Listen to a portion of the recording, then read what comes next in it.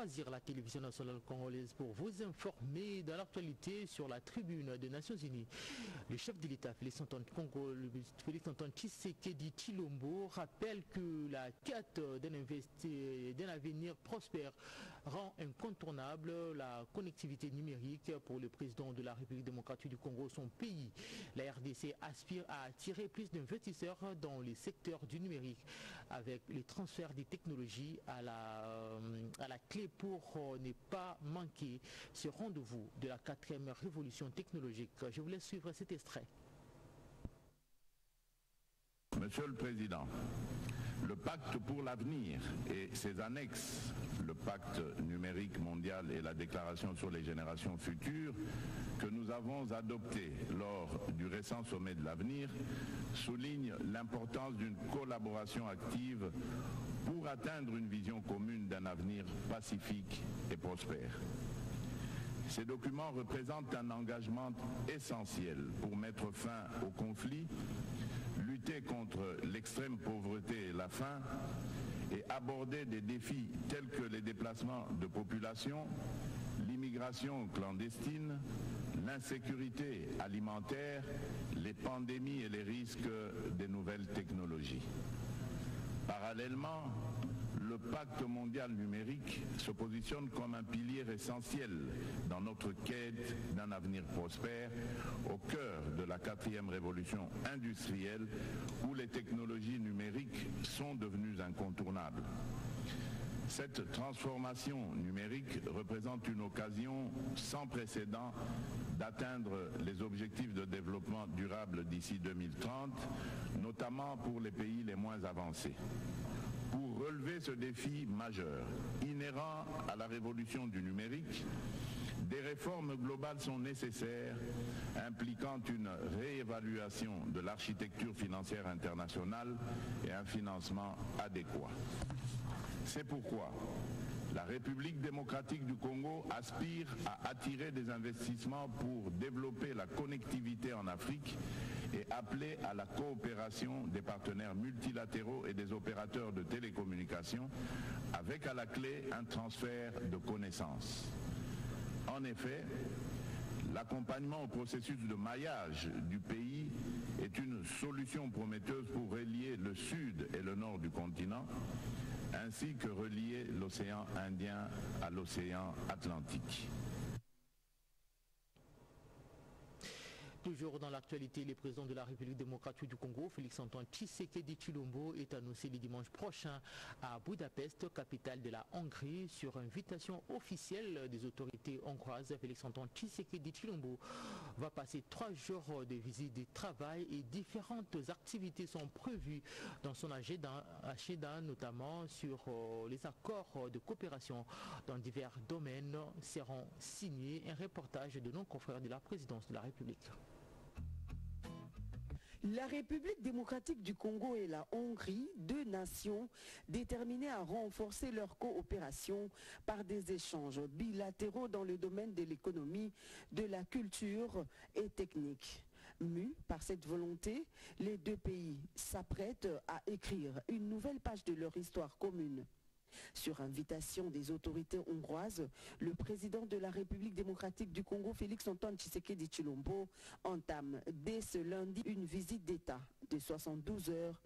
Pendant ces 3 jours, le protocole d'État hongrois annonce une rencontre de haut niveau avec notamment le Premier ministre Viktor Orban qui détient la plénitude du pouvoir et dirige l'exécutif national dans ce pays à régime parlementaire où le président de la République joue un rôle purement protocolaire.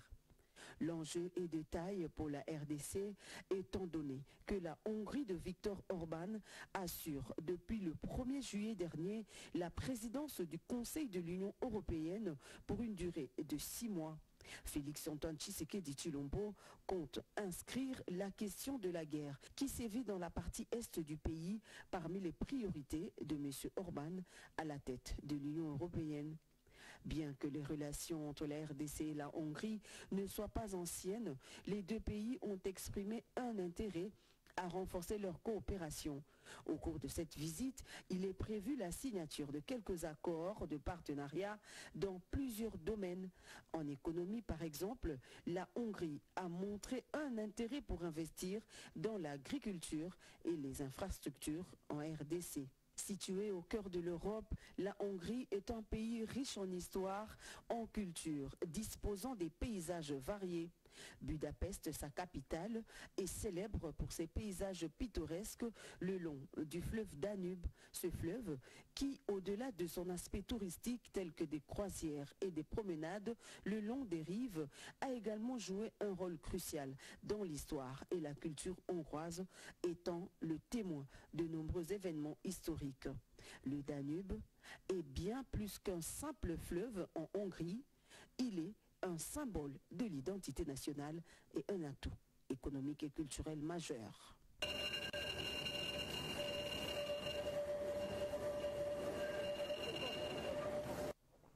Et de retour à Kinshasa, la Chambre basse du Parlement, l'heure est à la constitution des commissions permanentes. La réunion d'harmonisation entre le bureau caméré et les groupes parlementaires de l'UDPS et Mosaïque a eu lieu au Palais du Peuple. Le président de cette chambre, l'honorable Vital Caméré, a fait comprendre le membre représentant de ces partis présidentiels que le président de la République veut le résultat qui impacte positivement les sociales des Congolais. Animbalaka.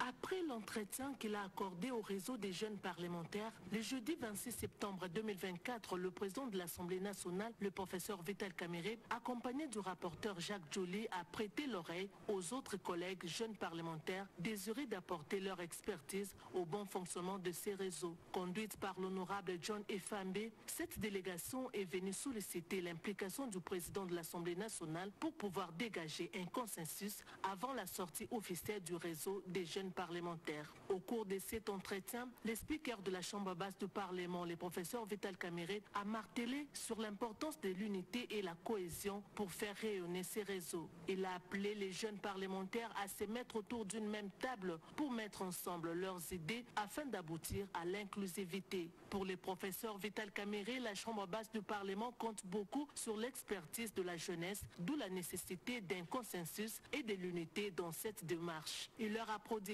le même conseil donné à la délégation précédente conduite par l'honorable Roger Bimoala. Au nom de toute la délégation, John Efambe s'est dit satisfait et d'accord avec les orientations données par le président de l'Assemblée nationale face à leurs préoccupations. Nous venons d'être reçus par le président de l'Assemblée nationale. Il nous a exhortés, il nous a donné une bonne ligne de conduite à suivre pour pouvoir dégager un consensus en ce qui concerne l'inclusivité de la création du réseau des jeunes parlementaires.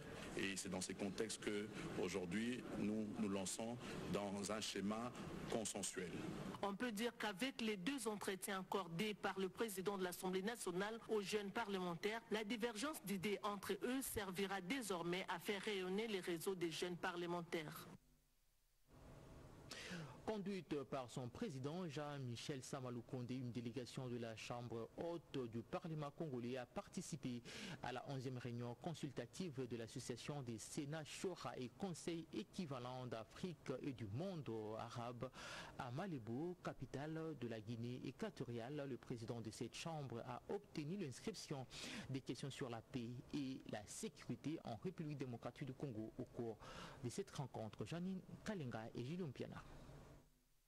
Après avoir représenté valablement la République démocratique du Congo à la 11e réunion consultative de l'Association des Sénats Chora et Conseil équivalent d'Afrique et du monde arabe, le président du Sénat congolais Jean-Michel Samalou Kondé Kenge est revenu sur les grandes thématiques abordées à cette rencontre africaine des 2 jours organisée en Guinée équatoriale où il a conduit la délégation du Sénat de la RDC dans le cadre de la diplomatie parlementaire. La participation de la RDC à ce forum lui a valu l'obtention de l'inscription des questions sur la paix et sécurité du pays dans les résolutions de la 11e réunion consultative de la CESA.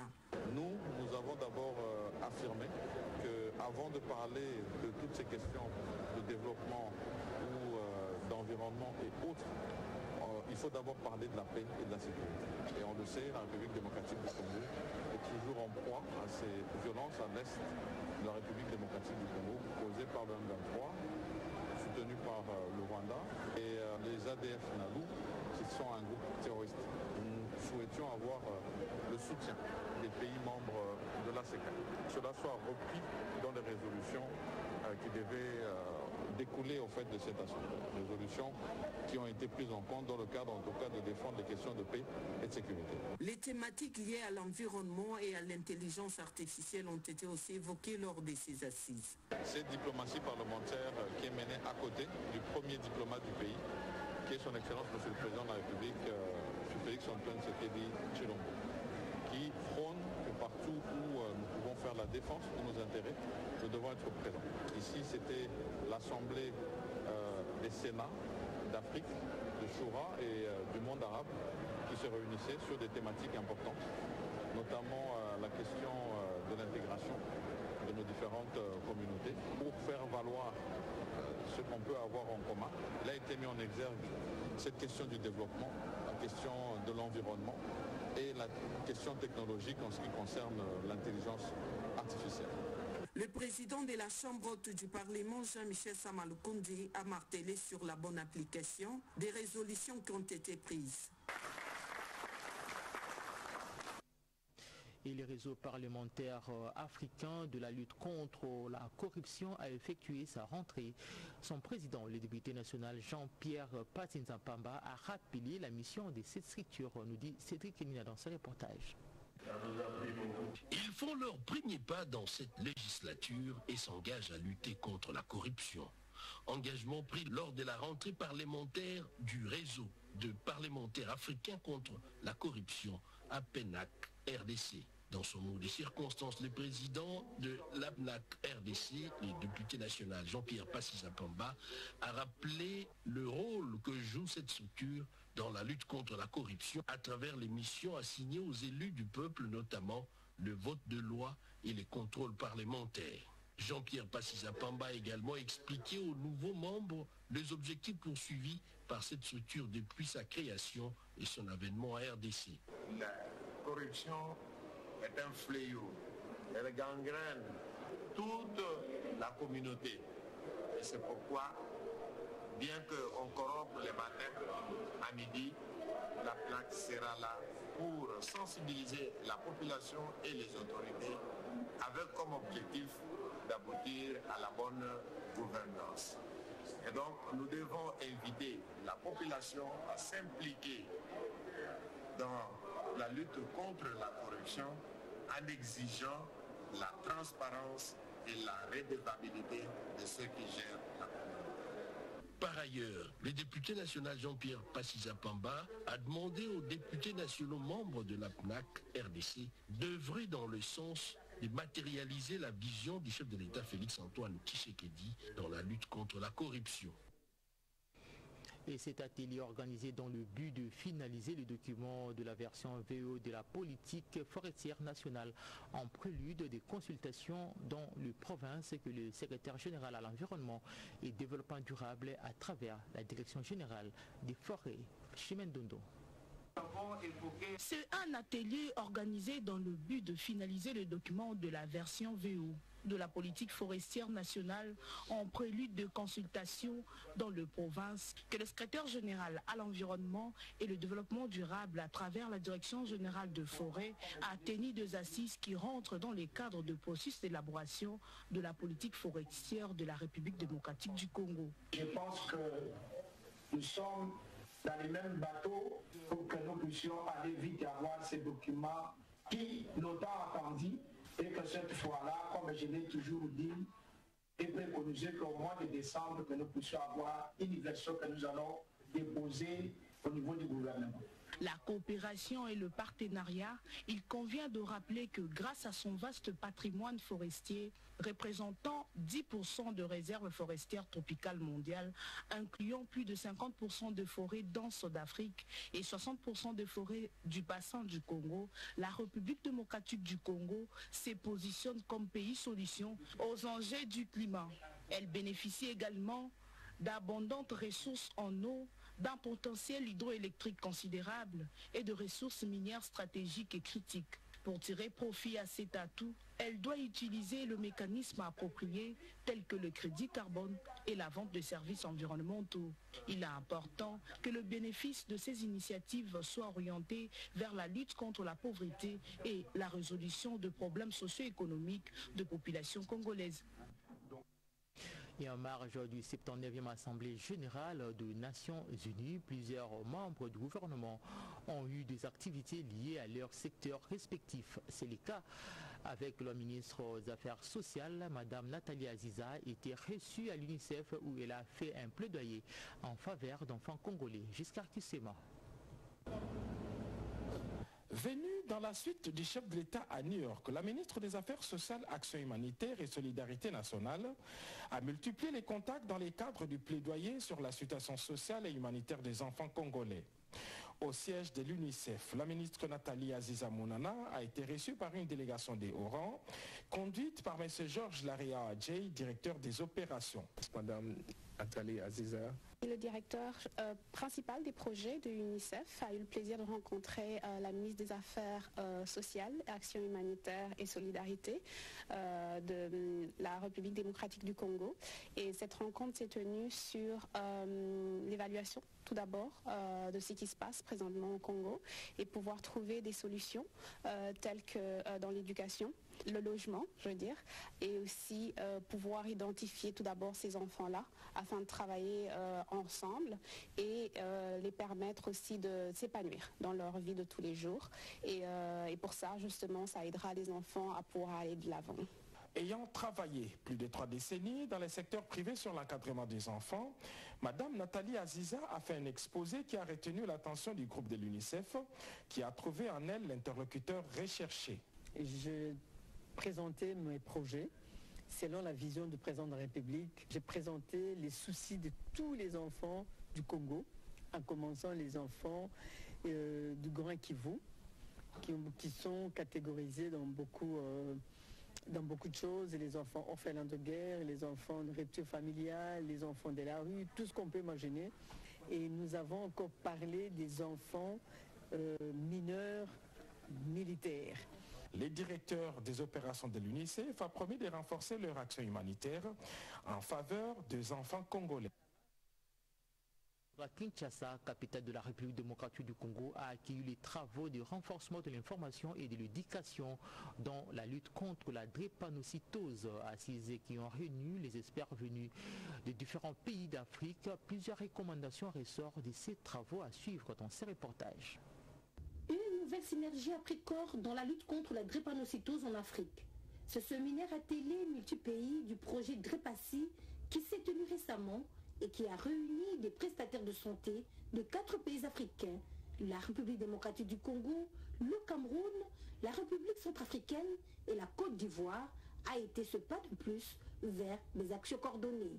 La directrice du programme national de lutte contre la drépanocytose, PNLCD, a exprimé sa gratitude envers le gouvernement congolais et la fondation Pierre Fabre. Ce rassemblement nous permettra donc de pouvoir standardiser nos méthodes et nos procédures et aussi nos stratégies pour pouvoir mener à bien la lutte contre la drépanocytose et changer la tendance actuelle qui est à la hausse des cas de drépanocytose.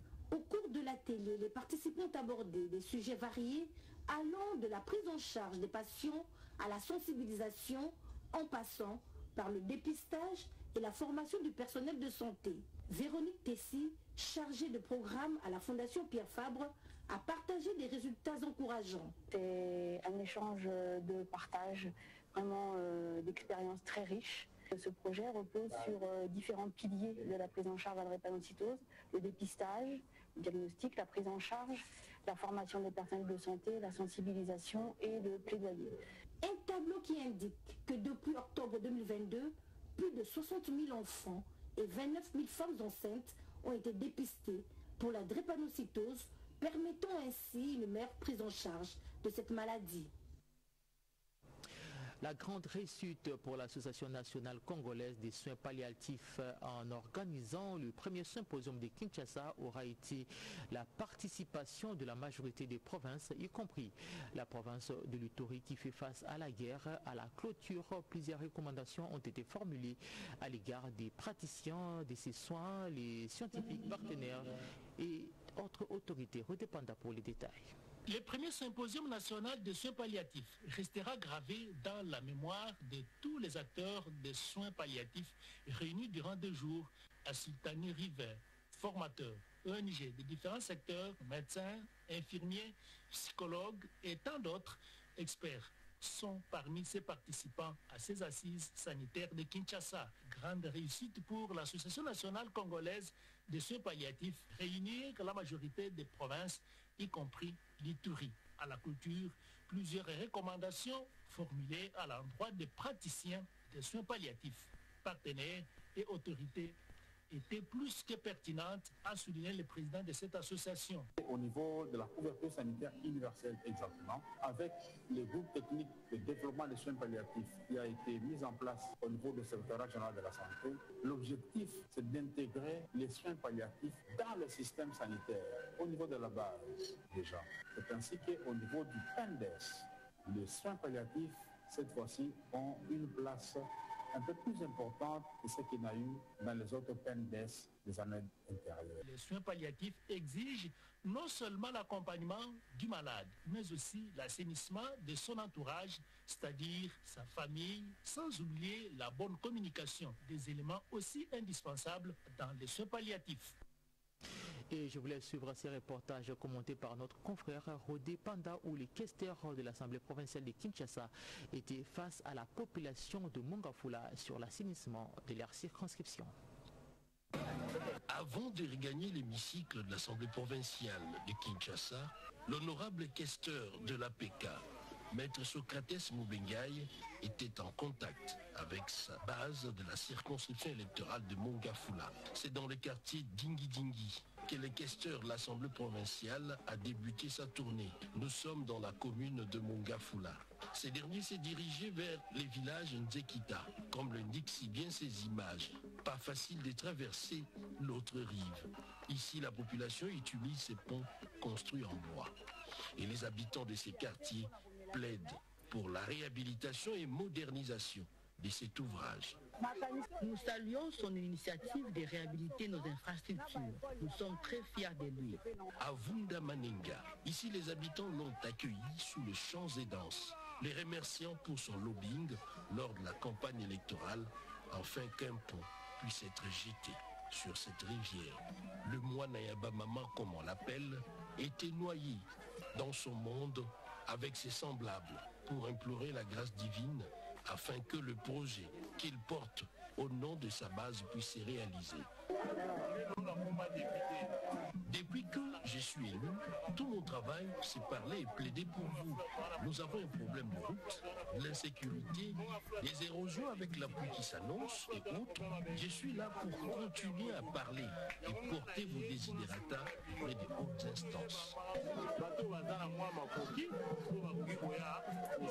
Bien avant, les questeurs de l'Assemblée provinciale de Kinshasa, Socrates Mubengai, a rendu une visite de réconfort aux victimes des actes de vandalisme et insécurité dans le quartier Mama Mobutu, toujours dans la commune de Mongafula. Un reportage signé Cédric Kenina. Plus de 900 lauréats ont décroché leur diplôme de fin d'études après 5 ans passés à l'Institut supérieur des sciences de santé ISTEM Kinshasa dans différentes filières. La cérémonie pour la clôture de l'année académique édition 2023-2024 et la collation des grades académiques a eu lieu ce samedi 28 septembre 2024. Reportage.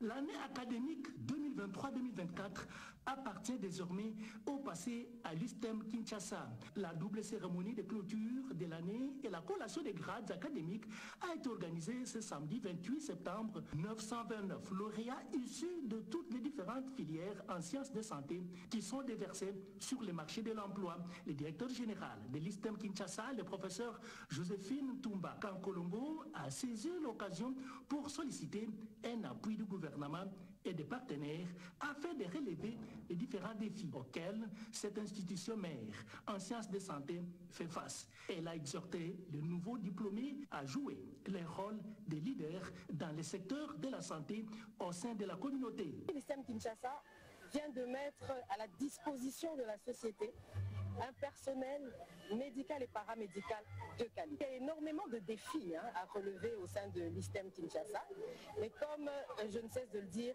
les défis sont faits pour être relevés. Notre nouvelle vision de mettre l'étudiant au centre de toutes choses, nous allons relever les défis qui se présentent à nous. Le domaine de la santé fait partie des priorités du gouvernement, pour voir dans quelle mesure le gouvernement peut apporter son appui, surtout auprès des institutions d'enseignement supérieur universitaire.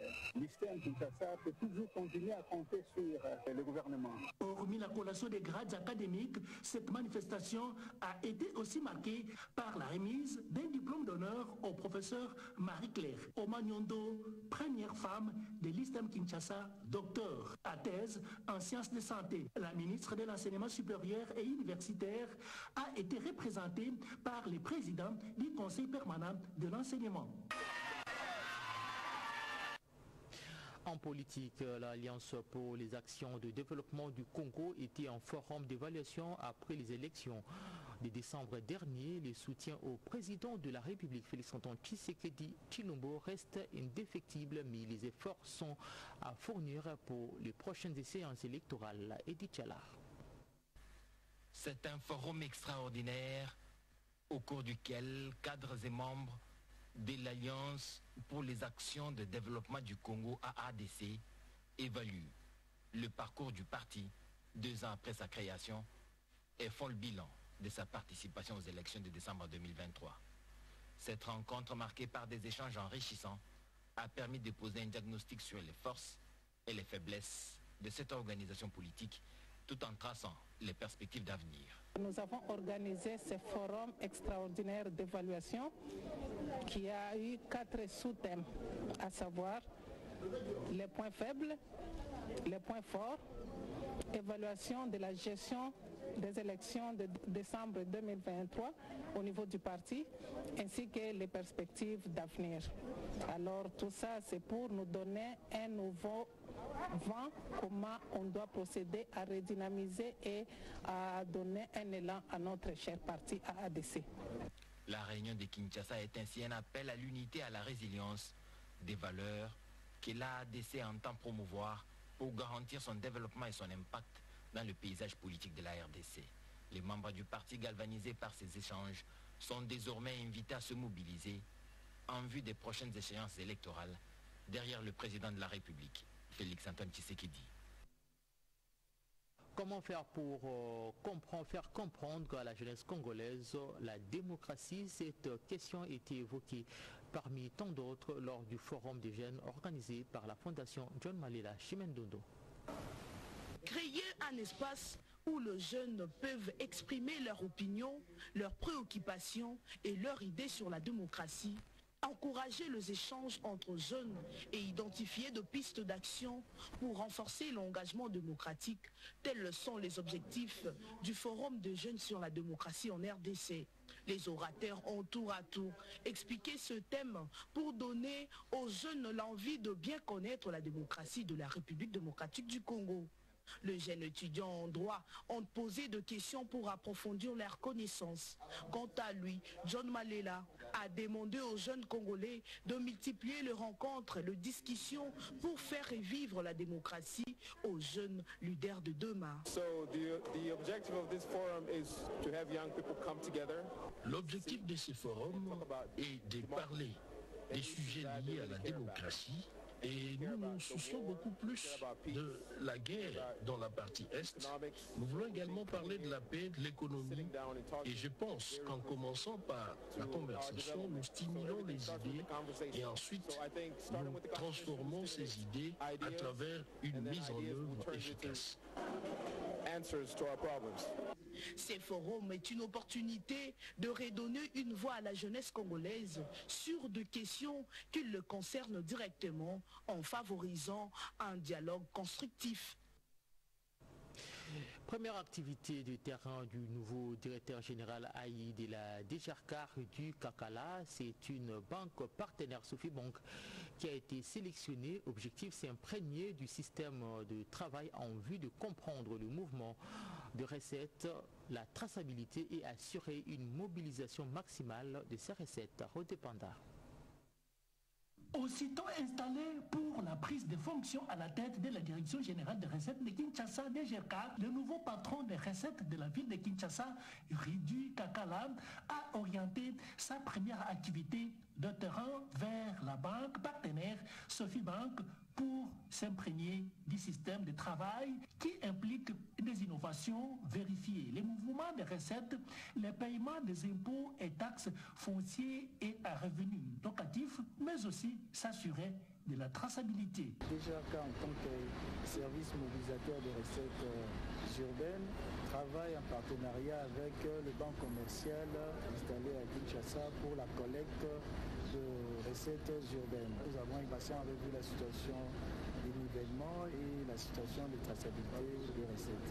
À tous les assujettis de la ville de Kinshasa au regard des différents impôts provinciaux et locaux, même les droits, taxes et redevances de la ville de Kinshasa, de payer leurs impôts au niveau des guichets de la banque et non aux mains des agents de la DGRCA pour que cette recette soit mieux canalisée et retracée afin de nous faciliter le suivi pour financer et contribuer au développement de la ville de Kinshasa avec le programme de son Excellence, Monsieur le Gouverneur. Pour le directeur général intérimaire de la DGRCA, Ridu Kakala, la mobilisation maximale des recettes, seul moyen d'aider le gouverneur de la ville de Kinshasa de matérialiser sa politique de développement suivant la vision globale édictée par le président de la République, Félix Antoine Tshisekedi. Un journal de Marthe Manganza réalisé par André Njeka. Merci de l'avoir suivi. Portez-vous bien et bonne suite de programme sur nos antennes.